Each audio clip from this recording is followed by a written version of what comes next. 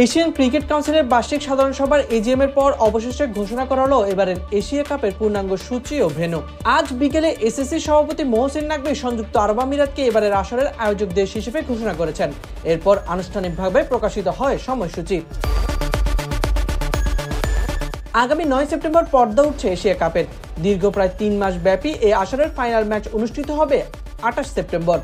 এবারের এশিয়া কাপে 8টি দল 2 গ্রুপে বিভক্ত হয়ে অংশগ্রহণ করবে। এই গ্রুপে ভারত, পাকিস্তান, সংযুক্ত আরব আমিরাত ও ওমান।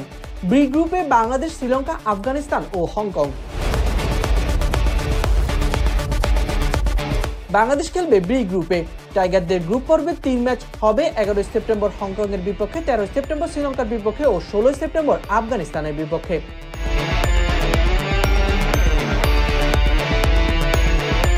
এর আগে টুর্নামেন্টে ভারতের অংশগ্রহণ নিশ্চিত না হলেও ঢাকায় এসএসসি সভায় ভারতীয় প্রতিনিধিরা অংশগ্রহণ করায় এশিয়া কাপে ভারতের অংশগ্রহণ নিশ্চিত হয়।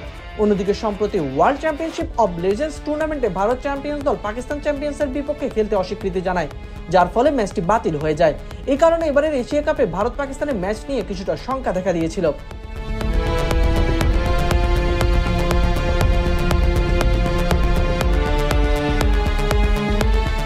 প্রত্যেক দল গ্রুপ পর্বে 3টি করে ম্যাচ খেলবে। এবার প্রতিটি গ্রুপ থেকে শীর্ষ 2টি দল উঠবে পরবর্তী পর্বে।